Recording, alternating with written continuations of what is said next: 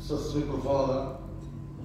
Заповядайте. Уважаеми господин Илиев, уважаеми господин Петров, уважаеми колеги гости, Комисията по бюджет и финанси приема всички точки, плюс двете допълнителни предложения. Благодаря, господин Пепчев. Териториално селищно устройство и общинска собственост. Заповядайте, господин Пепчев.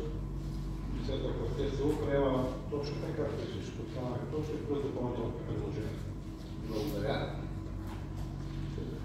Социално дейност, образование, здравеопазване и култура. Заповядайте.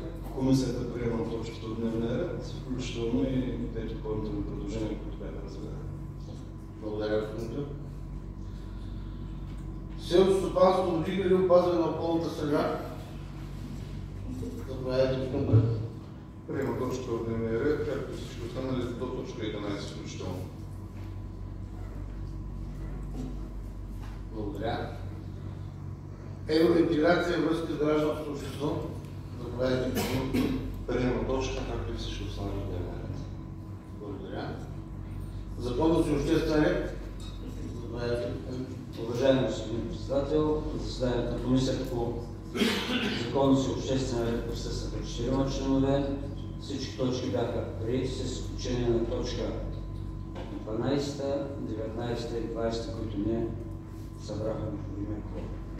В гласуванията двама члена от комисията не гласуваха по точка 18, точка 24, което е обяснено и е дадена информация в съответния протокол. Благодаря. Благодаря, господин Мичков. Колеги, имате думата за мнение и съображения по предложения проект за решение.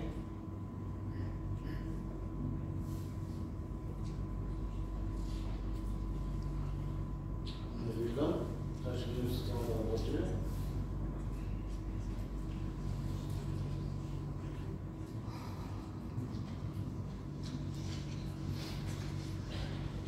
Вярно, ще гласуваме без системата. Който е съгласен с така направеното предложение, моля да гласува.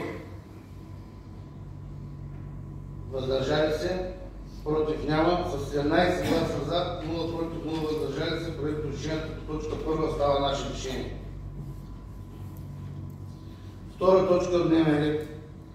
Кандидатстване на община Раднево с проектно предложение реконструкция, рехабилитация на улици в село Коларово и село Знамилца, община Раднево за финансиране по стратегически план за развитие на земеделието и селските райони на Република България за периода 2023-2027 година. Интервенция П.Г.6 инвестиции в основни услуги и дребни по мащаби инфраструктура в селските райони. От усилие нещо допълнително? Няма. Колеги, имате думата за мнение и съображения по предложения проект за решение.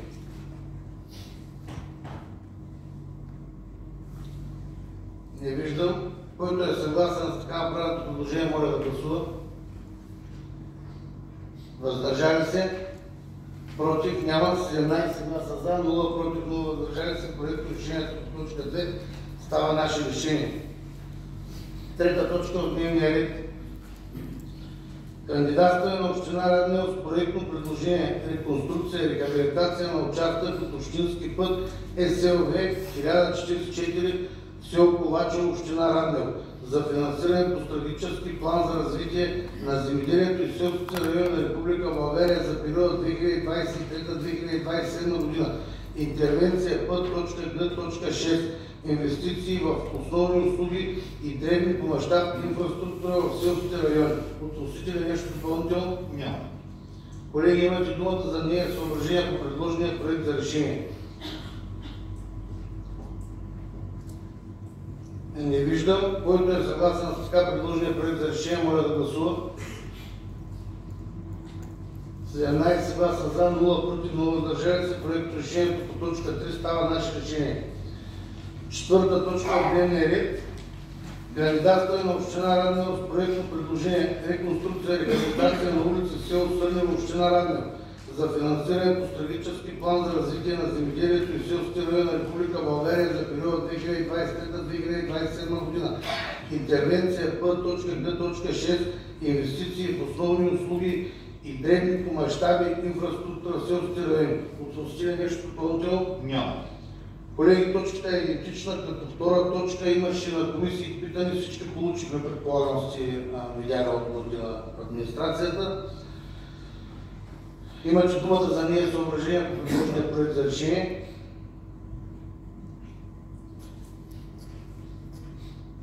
Не виждам, дали да тръгна броя. Четвърта точка ще опитаме през програмата. Колеги, минаваме в режим на гласуване. Моля, гласувайте.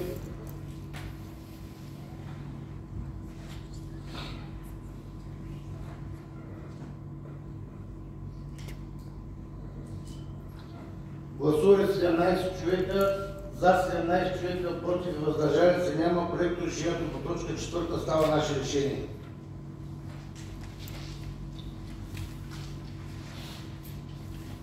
Пета